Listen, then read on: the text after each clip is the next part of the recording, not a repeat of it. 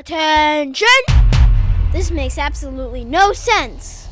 Ladies and gentlemen, this is Zander's Facts. What is going on, everybody? Welcome into the latest edition of the Zander's Facts podcast. I am, of course, the aforementioned Zander. We are rolling with episode 69 of the podcast here on Wednesday, July 6th. Thank you all for listening.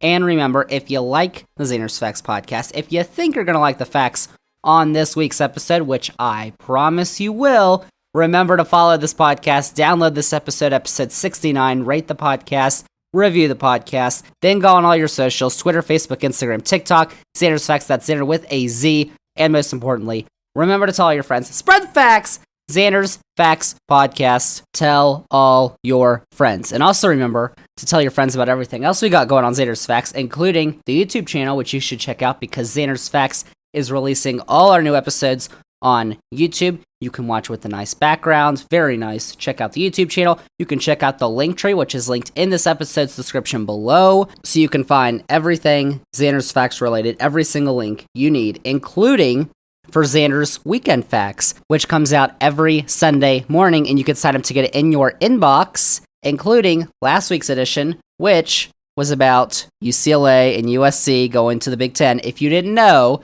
we're not going to talk about that this week on the podcast, but I just have to say, you need to go read that, because I kind of rambled a little bit, but I think I got my point across that that is not good for anybody. Nope. Except for the people who are making money, because that's all this is about. But I digress, because you can read what I wrote on Zander's Weekend Facts, which is up, zandersfacts.substack.com. It is linked in this episode's description. Go check that out. But on the podcast this week, episode 69, we are talking about the Supreme Court. Again, and no, you're not listening to last week's edition, because we also talked about that last week. Last week, we talked about the Supreme Court and abortion because the Supreme Court had officially overturned Roe v. Wade, and therefore, the constitutional right for a woman to get an abortion. We're not talking about that this week. That was last week, so if you need to go hear about that, we'll go listen to last week's and episode 62 when I talked about it as well. So go listen to that if you haven't. But this week, we're talking about some other cases that the Supreme Court is dealing with. We've got two cases that I'm going to talk about that have already been decided.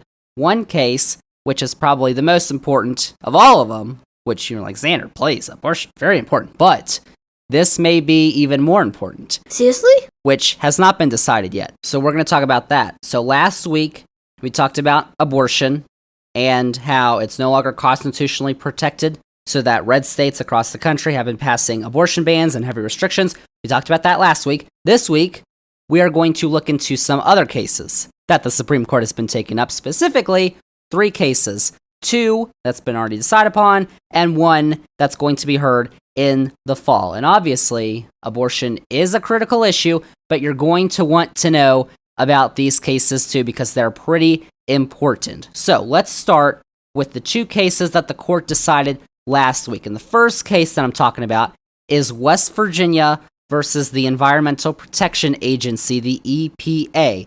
That lawsuit was filed against the EPA because of the actions they took to regulate greenhouse gas emissions. So the question before the court was whether the EPA had the authority to regulate greenhouse gas emissions as long as it considers the cost, non-air impacts, and energy requirements. So, fast forward, in a 6-3 decision, with the 6 conservative justices forming the majority, not surprising, the court ruled that the EPA did not have the authority to regulate greenhouse gas emissions because it was not given that authority by Congress. And in the majority opinion, Chief Justice John Roberts wrote, quote, "The agency, EPA, must point to clear congressional authorization for the authority it claims," unquote. However, many are arguing that the decision is going to significantly dampen efforts by the federal government to curb the effects of climate change. Greenhouse gas emissions and carbon emissions have been found as a leading cause of the warming of the earth, and now the EPA, the Environmental Protection Agency, can't do anything about it because Congress hasn't told them they can. Please. Of course, the court punted to Congress because they know that nothing's going to happen because as long as Democrats don't have 60 votes in the Senate or they don't remove the filibuster, nothing's going to happen. So, you can basically add fighting climate change as another significant reason why you should vote this November, because apparently now we can't fight climate change for the federal government. But I'll get into that in a second, because speaking for the three liberal justices, Justice Elena Kagan writes in her dissent, quote, "In short, when it comes to delegations, there are good reasons for Congress within extremely broad limits to get to call the shots. Congress knows about how government works in ways courts don't. More specifically, Congress knows what mix of legislative and administrative action conduces to good policy. Courts should be modest," unquote. Quote, "Today the court is not. Section 111, most naturally read, authorizes EPA to develop the Clean Power Plan. In other words, to decide that generation shifting is the best system of emission reduction for power plants churning out carbon dioxide. Evaluating systems of emission reduction is what EPA does, and nothing in the rest of the Clean Air Act or any other statute suggests that Congress does not mean for the delegation it wrote to go as far as the text says. In rewriting that text, the court substitutes its own ideas about delegations for Congresses, and that means the court substitutes its own ideas about policymaking for Congresses. The court will not allow the Clean Air Act to work as Congress instructed. The court, rather than Congress, will decide how much regulation is too much.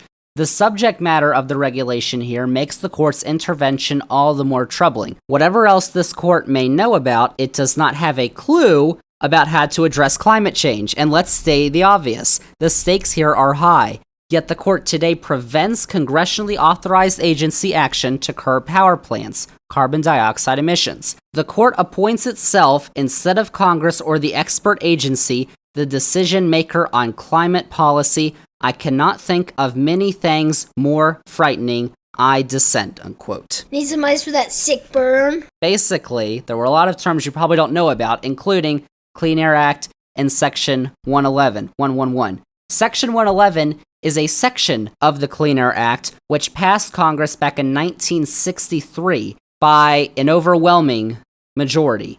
That section of the Act, Section 111, as Kagan writes in her dissent, quote, "directs the EPA to regulate stationary sources of any substance that causes or contributes significantly to air pollution and that may reasonably be anticipated to endanger public health or welfare. Carbon dioxide and other greenhouse gases fit that description," unquote. So, to carry that out, in 2015, under the Obama administration, the EPA instituted the Clean Power Plan, which was intended to reduce emissions in a cost-effective manner. And then it was ultimately repealed by the next administration, the Trump administration, and now has been nullified by the court. So even though Congress has given the executive branch the authority to regulate air pollution, which they did back in 1963, because the act did not explicitly say which actions could be taken, it doesn't count. Just like how the court ruled that because abortion is not explicitly written in the Constitution, it is not constitutionally protected, even though throughout the history of the United States, we have recognized that rights do not have to be explicitly mentioned to be protected. But in order to stop action on climate change and stop safe abortions, that is the tactic that the Republicans have come up with to use for things they don't want, like efforts to fight climate change, because oh my gosh, how could you? Quit your whining. But more than this, experts are also warning that in both climate action and executive authority, the courts may not be done. What does that mean? The fact that the court stated that Congress must give the executive branch authority to enact decisions that will have economic effects means that other executive branch agencies may have their authority stripped in later cases. And the court apparently is not done with the EPA either, because there's going to be a case that will be heard in the fall, Sackett versus EPA,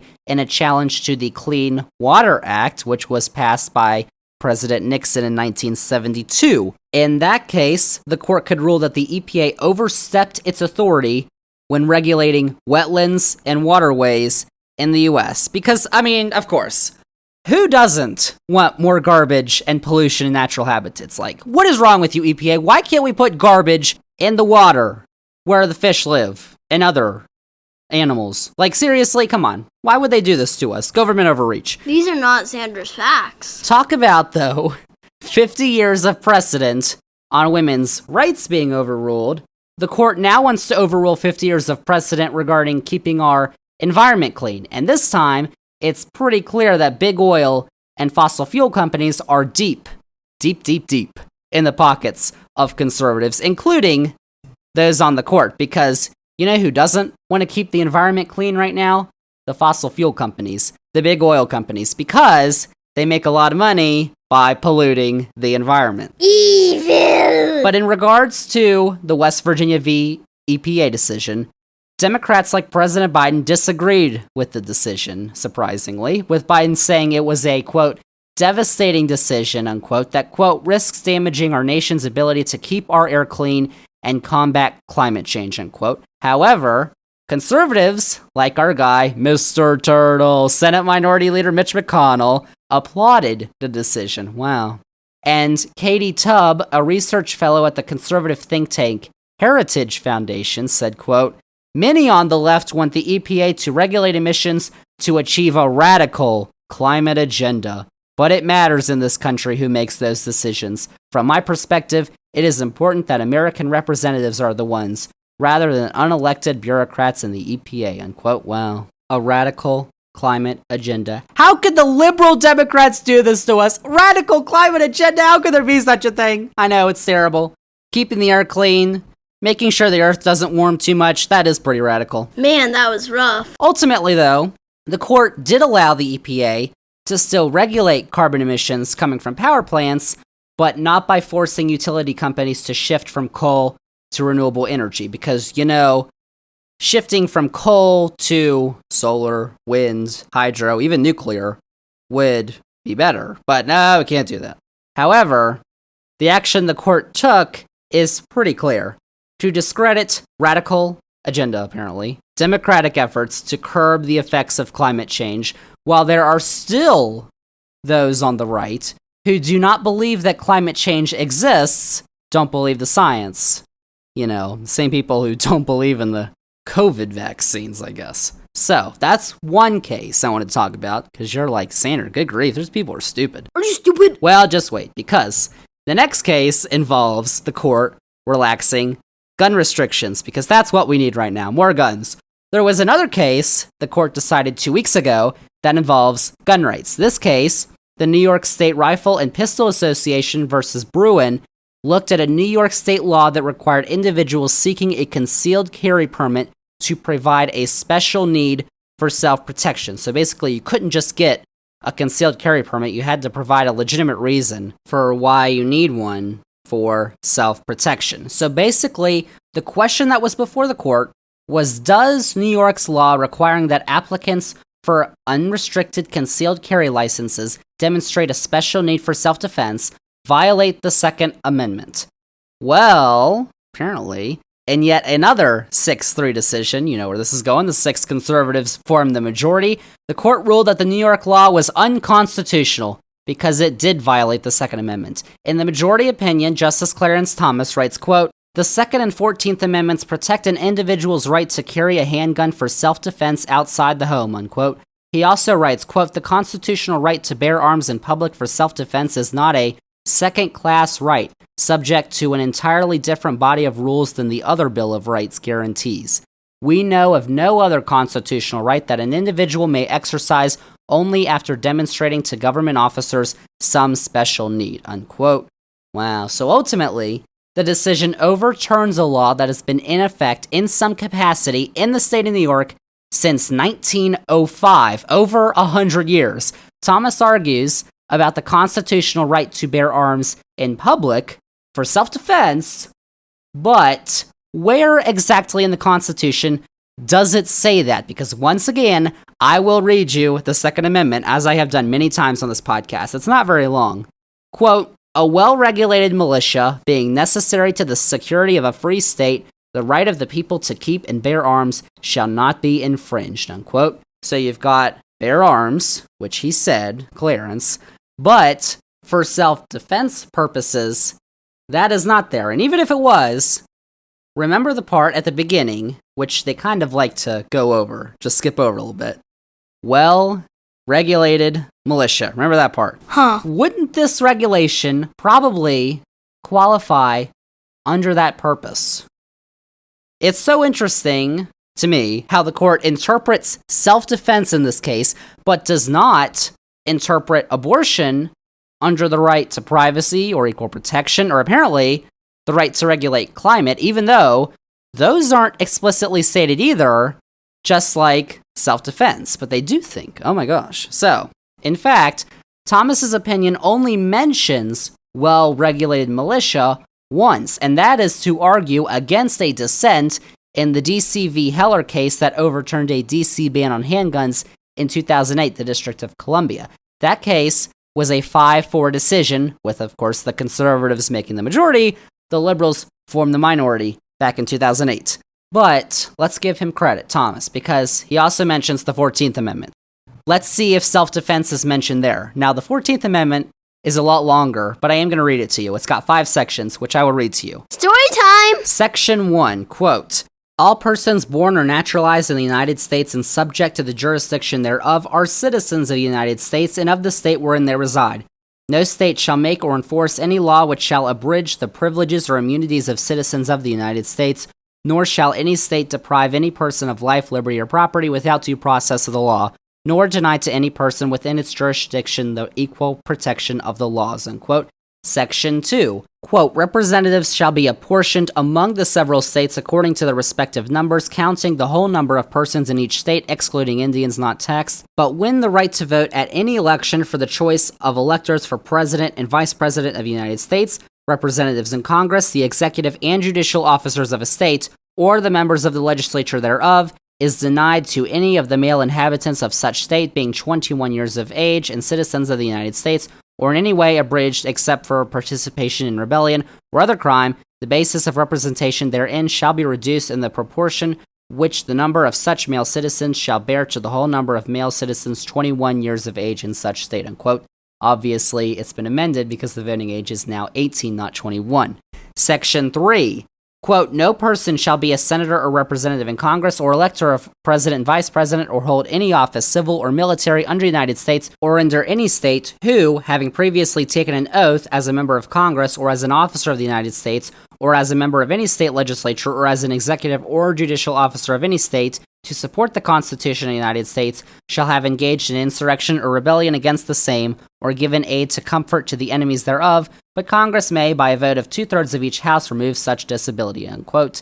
So, insurrection, Donnie Boy. Section 4, quote, the validity of the public debt of the United States authorized by law, including debts incurred for payment of pensions and bounties for services in suppressing insurrection or rebellion, shall not be questioned, but neither the United States nor any state shall assume or pay any debt or obligation incurred in the aid of insurrection or rebellion against the United States, or any claim for the loss of emancipation of any slave, but all such debts, obligations, and claims shall be held illegal and void, unquote. And Section 5, the Congress shall have power to enforce by appropriate legislation the provisions of this article, unquote. Are you done? Did you hear any mention of self-defense and the right to carry a gun because of it? I did not, but that is because Thompson mentions the 14th Amendment because it is supposed to apply the Second Amendment and the right to bear arms to all Americans. But, of course, his interpretation of the Second Amendment, as we have found, is very wide-reaching. Meaning, I don't think so, Chief. So, the court basically decided that in the wake of all the mass shootings that have been happening in the United States, gun laws should be relaxed in order to have more guns. And they didn't have to do this. They just took that view of the Second Amendment. You can interpret it several different ways. They decided that everybody should have guns and there should be no restrictions, even though it says well-regulated, and I don't see where it says everybody can have a gun. But, extremist views. So, all the mass shootings that have been going on, including the shooting that happened on Monday, July 4th, holiday, in Highland Park, Illinois, which is a Chicago suburb at an Independence Day parade, where 7 people are dead and 30 are injured in one of the wealthiest suburbs in the country. And of course, they found the shooter was a guy who left a trail online, which they didn't catch, oh no, and also a guy who had photos of himself draped in MAGA flags, Trump flags. Oh, what a guy. So, Whoops. and also on Monday, crowds were sent fleeing in Philadelphia as gunshots rang out during July 4th celebrations in the evening. But wait a second. Whoa, Zander. You aren't mentioning Denmark because this isn't just happening in the United States, apparently. Look at Denmark, because if you haven't heard, there was a shooting at a mall in the capital of Copenhagen, which killed 3 people and injured 4 others, despite the fact that Denmark has some of the most restrictive gun laws in the world. This still happened. Oh my gosh, well that means gun control doesn't work! Well, hold on a second before you start getting all giddy. Big fact incoming. You need to look at the long-term facts, because Denmark has 12 guns per 100 residents, which means they still have guns, which is 52nd highest in the world, while the US has 88.8 guns per 100 residents, which is first in the world. Denmark has 2.6 murders with firearms per million people per year.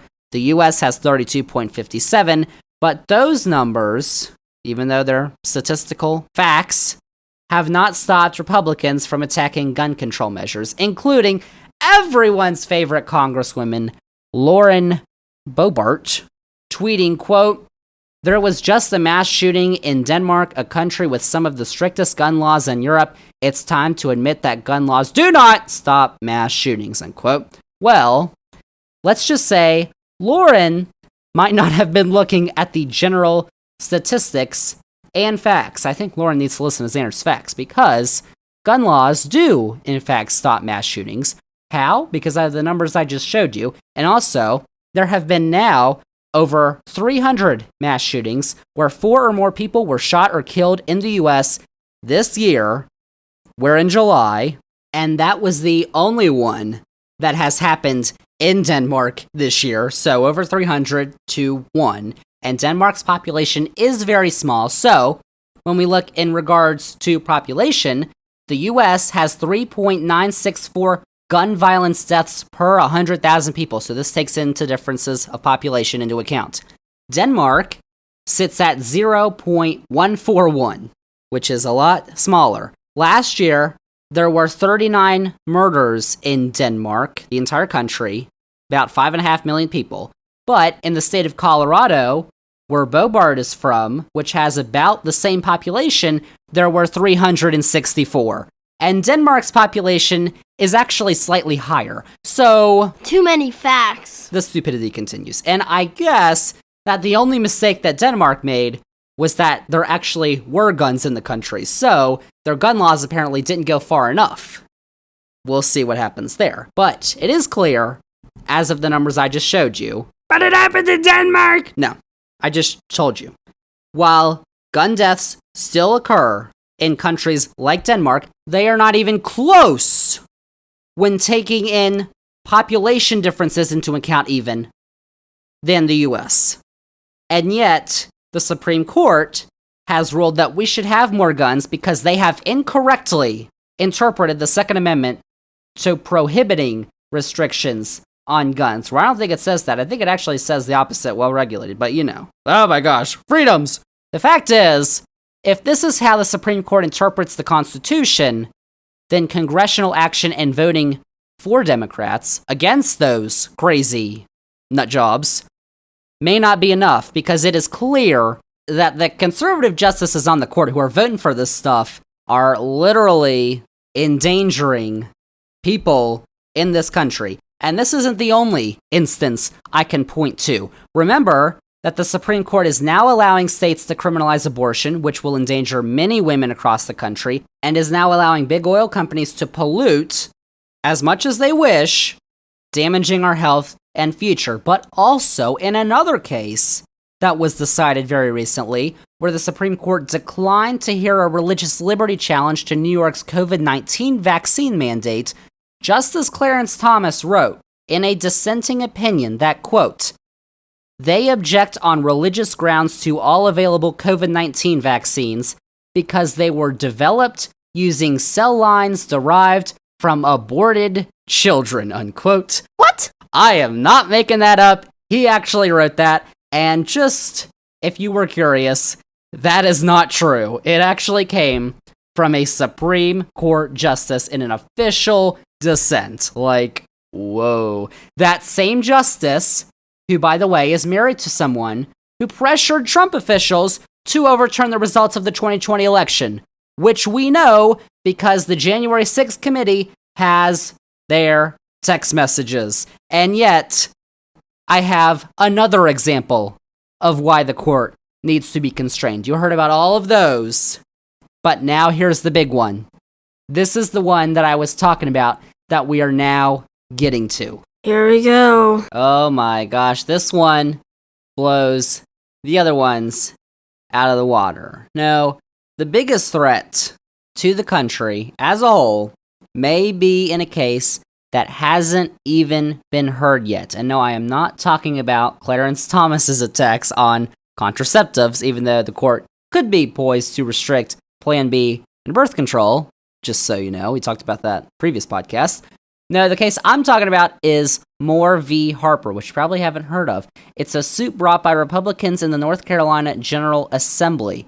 So in 2021, the General Assembly approved a new congressional districts map based on the data they received from the 2020 census. However, some North Carolina voters sued because they said that the map was a partisan gerrymander in favor of Republicans that violated the state constitution. Now, the North Carolina Supreme Court ultimately ruled that it was a partisan gerrymander, and they ordered the lower trial court to draw a new map, which they did.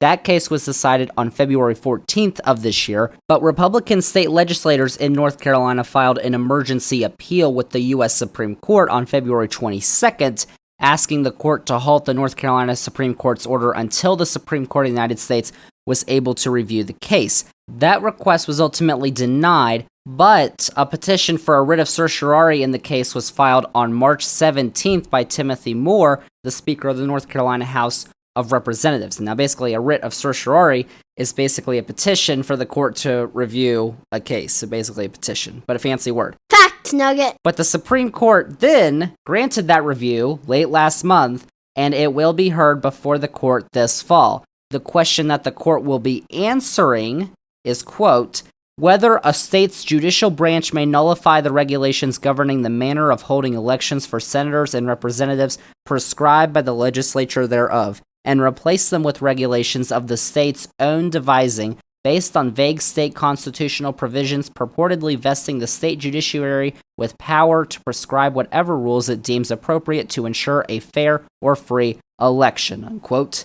So the Republicans in North Carolina say that only the legislature, the state legislature, is able to alter redistricting plans, not the state Supreme Court. And this argument comes from a legal theory, which you should probably know about. It is known as the independent state legislature theory. You should know about it because it's kind of crazy. This theory gives state legislatures total authority to set the rules for federal elections with no restrictions or supervision from the state courts or state constitutions. Now, advocates for this theory point to the election clause in Article 1 of the Constitution, which states, quote, the times, places, and manner of holding elections for senators and representatives shall be prescribed in each state by the legislature thereof, unquote. Oh, it said the word legislature. So, What do you say? the independent state legislature theory is not new, however, because it was first cited in a concurring opinion by 3 Supreme Court conservative justices in the 2000 Bush v. Gore case, which, if you didn't know, basically gave the 2000 presidential election to George W. Bush before recounts were finished in Florida, and it was also used as an excuse for those attempting to overturn, you guessed it, the 2020 presidential election in favor of Donnie Boy. Advocates for the former president were seeking for state legislatures such as those in Georgia and Arizona, which, if you didn't know, Trump lost in those states, to decertify the state's electors and implement a slate of alternate electors that would vote for Trump instead of Biden in the Electoral College. And among those who were advocating for that practice was Ginny Thomas, the wife of Supreme Court Justice Clarence Thomas. And Thomas was one of those 3 conservative Supreme Court justices in the 2000 Bush v. Gore case that cited the independent state legislature theory. Oh my gosh. So now 2022, Republicans hope it will be accepted by the Supreme Court so that they can potentially institute wild partisan gerrymanders in order to implement their rule in state legislatures and in the House of Representatives for decades to come, even if they no longer receive the majority of votes. Like in North Carolina, Trump barely won that state by about 1%, but the map that Republicans in the state legislature approved would have given them basically 10 of the 14 House seats in North Carolina, which is not very close to where North Carolina is politically. However, Republicans also hope that it will give legislatures the power to select their own slate of electors to send to the Electoral College vote, meaning Republican legislatures could appoint Republican electors even if a Democrat won the state in a presidential election. Because, yeah, does that sound like democracy to you? I don't think so. I don't think so. Using this theory, though, Republicans could also stop governors, Democrats and Republicans, from vetoing election bills or state courts from blocking bills that could set up different voting hours in urban and rural precincts. Because don't you think that if Republicans could limit the number of hours that polling places in urban blue areas could be open, don't you think they'd do that? Because, yeah, it wouldn't be fair. But who cares, man? Who? So, it's all going to depend on how the Supreme Court rules in this case. And unlike in the abortion and the climate cases, we don't really have that good of a hint at how the majority will form. Now you're thinking, Zander, please, there's 6 conservatives. But just a second, because in 2015, the court ruled in a case involving Arizona that Arizona had the right to implement an independent redistricting commission to draw congressional district lines and make the process less partisan. The majority opinion of that case was written by Justice Ruth Bader Ginsburg. She wrote in that case, quote, "The Elections Clause permits the people of Arizona to provide for redistricting by independent commission. The history and purpose of the clause weigh heavily against precluding the people of Arizona from creating a commission operating independently of the state legislature to establish congressional districts.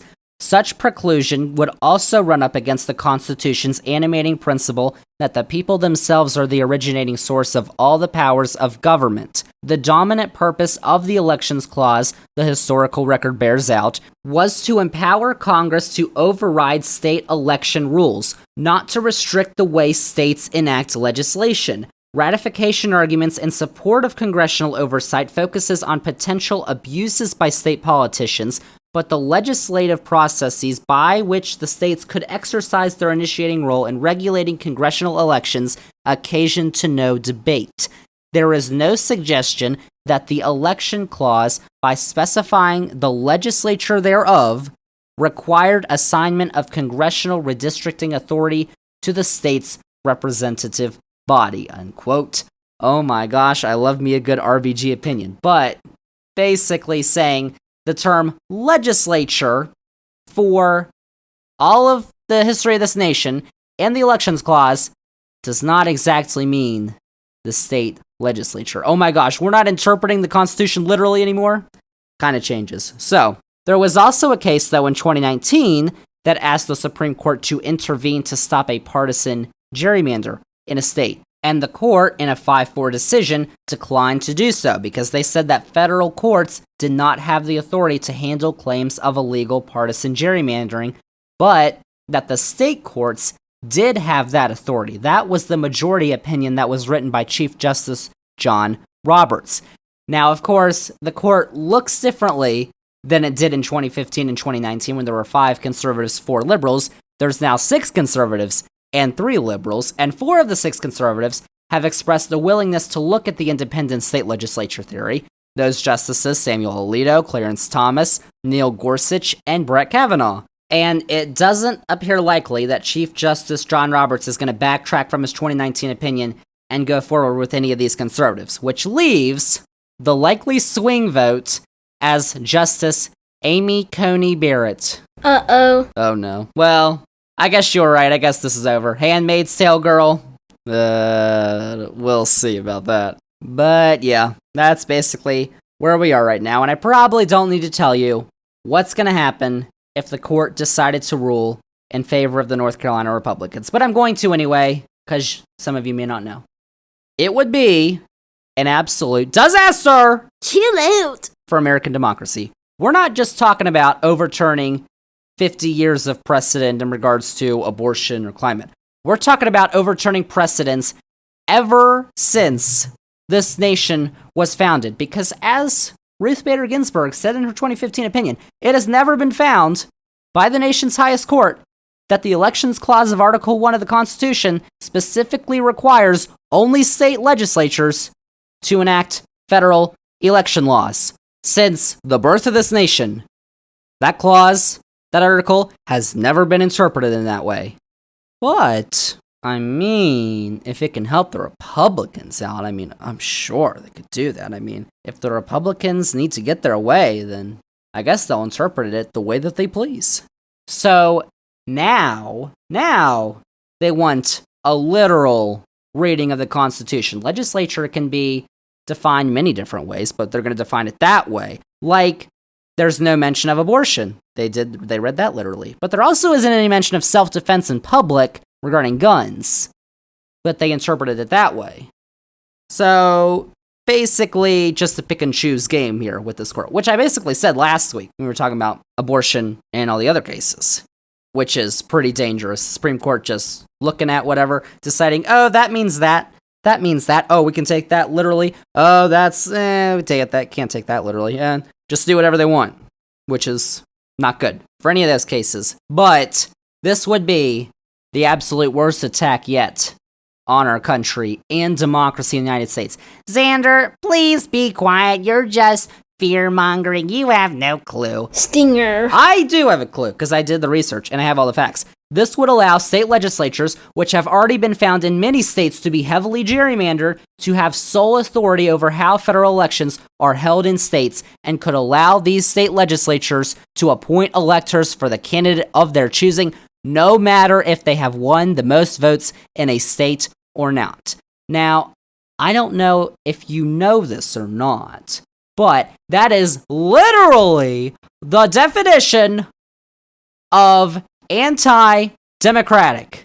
That is the definition of against democracy. The ability to go against the will of the people is not democracy. It is, however, much closer to the Republicans' ultimate goal, which we have talked about on this podcast, of theocracy. That's blasphemous. Which is not a democracy. So, no offense to those other cases, because they are obviously very important. And I've talked about them a bunch on this podcast, including just a few minutes ago. But this one should have your full attention for a reason, because it could literally mean the end of free and fair elections in the United States of America as we know it. Now, I guess the Supreme Court could surprise us and be like, oh no, just kidding, we're not going to do that. But, I mean, at this point, just expect anything, like, honestly. So, the upcoming 2022 midterm elections could be the last democratically held elections in the United States if we sit back and let this happen, which we've basically sat back and let this happen. There's nothing really we can do anymore. Which is why, as you know by now, and you probably hate me for saying it, Zander, shut up. I'm not going to.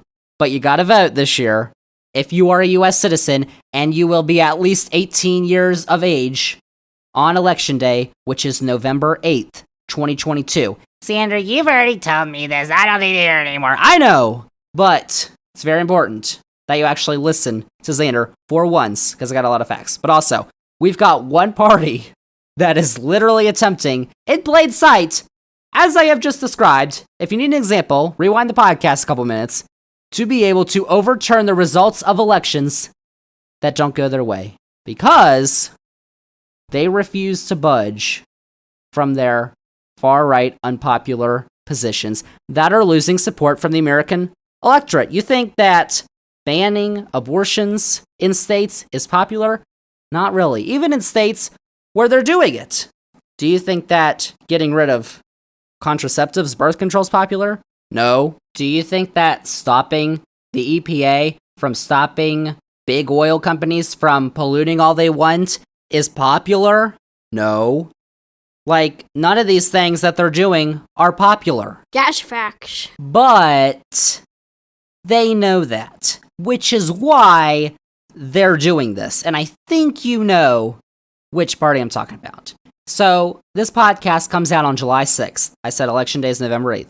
Election Day is just over 4 months away. And midterm elections usually don't get the turnout of presidential election years. But there is so much that is important behind these midterms this year, like in 2018 when Donny Boy was going crazy. But this year, 2022, the right to an abortion and birth control and contraceptives is on the line. Implementing gun control legislation that will save lives and stop mass shootings is on the line, which is very popular, by the way. Many things are on the line, but the most important may be free and fair elections. If you actually care about democracy, you would care about these midterms. There are many members of one party who don't want them anymore, and they can only be stopped by losing at the ballot box, which then they'll say, oh my gosh, it was fraud, stolen, I actually won, even though they didn't. Sore losers, liars, sorry, your moms didn't love you growing up. And I'm not just talking about congressional elections, which are very important, but also state elections for governor and state legislatures, because there are 36 governor seats that are up for election this year, and the only states that are not holding state legislature elections are 4: Louisiana, Mississippi, New Jersey, and Virginia. Although, actually, Virginia may. We don't know yet. The court's got to decide all that because it's wonky. We'll talk about that later on this podcast, if it happens, but we'll see for now. What are you talking about? But 46 states that are having state legislature elections, which I just talked about what the state legislatures are trying to do. Pretty powerful bodies of government, which you should probably be paying attention on. But let me just say, we are going to go much further in depth in the biggest elections of the midterms over the next 4 months on this podcast and on Zander's Weekend Facts, which you should sign up for. Link in the episode description. But we are going to talk about those a lot over the next 4 months. Zander's Midterms Facts. I just came up with that. How about that? No one cares. There are also many primary elections that are left to go in several states to decide who's going to be on the ballot in November. So if you live in any of these states, you gotta vote earlier than November. Like in Maryland, they are holding primary elections on the 19th of this month. Arizona, Kansas, Michigan, Montana, and Washington are holding elections on August 2nd, and then 2 days later on the 4th, Tennessee, and then Connecticut, Minnesota, Vermont, and Wisconsin on August 9th, Hawaii on August 13th, Alaska and Wyoming on August 16th. You got Florida and then House races in New York on August 23rd, Massachusetts on September 6th, and Delaware, New Hampshire, and Rhode Island on September 13th. So we got primary elections too, even before the general election in November. So basically, to wrap up my tirade, the Supreme Court is bad. Which you know already. I mean, I would wager a large amount that the majority of Americans do not want their state legislatures to be the sole authority on federal election law. Like, we're talking about getting rid of checks and balances. You ever heard of checks and balances? It's pretty fundamental if you've ever taken a civics class. We have checks and balances over the 3 branches of government. They check each other to balance each other out. The executive branch, which has the president or the governor, the legislative branch, which has Congress or your state legislature, and then the judicial branch, which has the Supreme Court or your state courts. It's a fact. Clearly, the Supreme Court thinks that they are very much up and above the other 2 branches, which is not how checks and balances work. You are balanced because you check each other. And all that is why it is important for Democrats to pass the voting rights bills that they have stalled in the Senate, which we have detailed in depth on this podcast. It was like last year, I think we talked about that. You should go back and listen to that. Shameless bug. Probably a lot of facts on there, like on this podcast. But they can't get them passed because there's 2 Democrats who don't want to get rid of the filibuster. They don't have 60 votes because the Republicans ain't gonna vote for them. So they can get passed if more Democrats get voted into the Senate later this year, like on November 8th, the midterms. Now, I know, Zander, I'm so tired. I don't want to vote anymore, please. I know the arguments.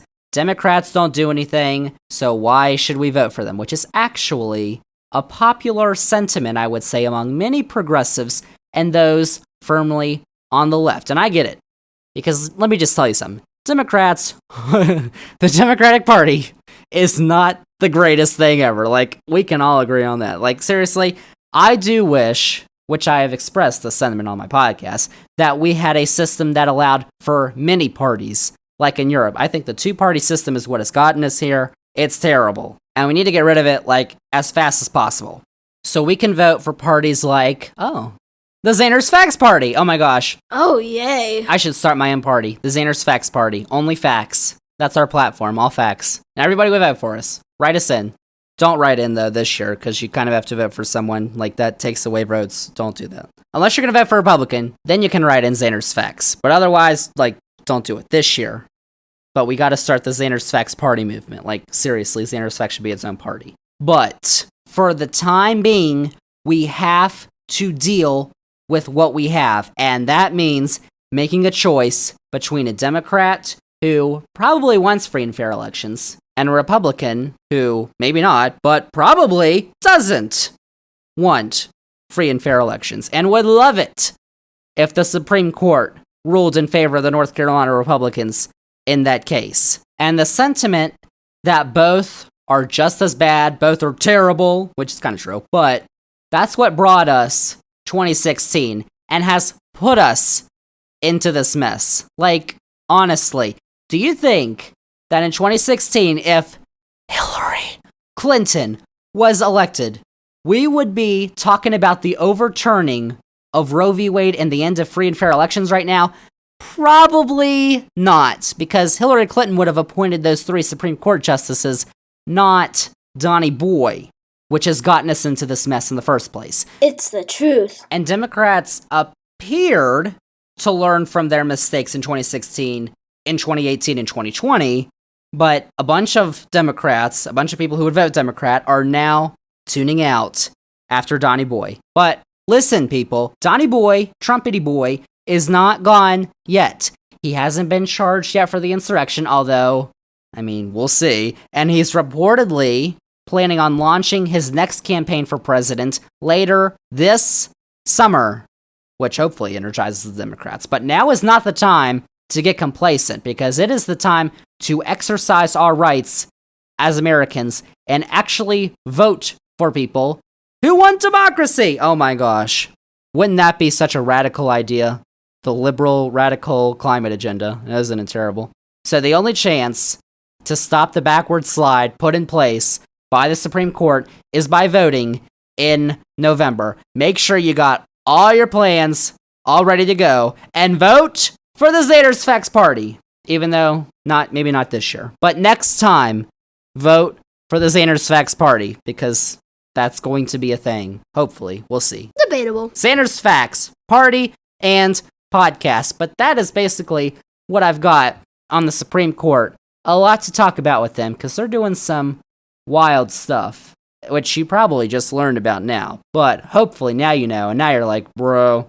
Which is why you gotta share the facts with all your friends, because all your friends gotta know too. Like, you know what I'm saying? But that's what I got for episode 69 Nice. of the podcast. Thank you all for listening, and remember, if you liked all the facts on episode 69 of the podcast, remember to click the follow button on this podcast, download this episode 69, rate the podcast, and review the podcast. Then go on all your socials, Twitter, Facebook, Instagram, TikTok. Zander's Facts is on there too, just like you. Go like, follow, heart, whatever. Zander's Facts, that's Zander with a Z. And most importantly, remember to tell all your friends, spread the facts! Zander's Facts Podcast. All the facts that we had this week. A bunch of them. And also, you can tell all your friends to check out Zander's Facts YouTube channel, because that is also where this episode is being uploaded on Wednesday, July 6th. Check that out. Remember to check out the Zander's Facts link tree. It's got all the Zander's Facts you need, including the link for Zander's Weekend Facts, new edition of Zander's Weekend Facts, which is coming out this Sunday morning and every Sunday morning. And it can go right to your inbox if you sign up, your email. Oh my gosh, you gotta go do that. It's free. Check out Zander's Weekend Facts. Check out all the facts, because there's a ton of facts out there. You just gotta find them. So there you go. That is episode 69 of the podcast. Next week, we will be having our 70th episode of the podcast, and we're going to be talking about some football. Not what's going on the field, though, but what's going on off the field, because the NFL is dealing with a couple troublemakers, and we're going to talk about them next week. If you know anything about what I'm talking about, you know that you're going to want to turn in to learn about all the facts that's going on with the NFL off the field. Some bad stuff. We're going to be talking about that next week on episode 70. But that is it. That is a wrap on episode 69 of the Zander's Facts podcast.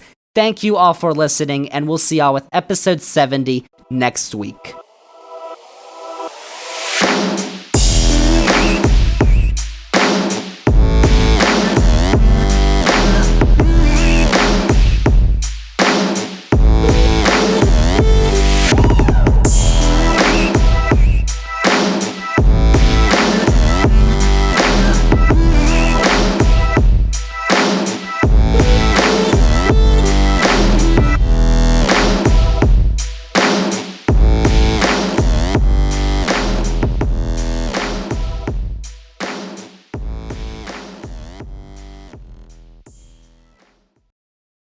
That was a fact.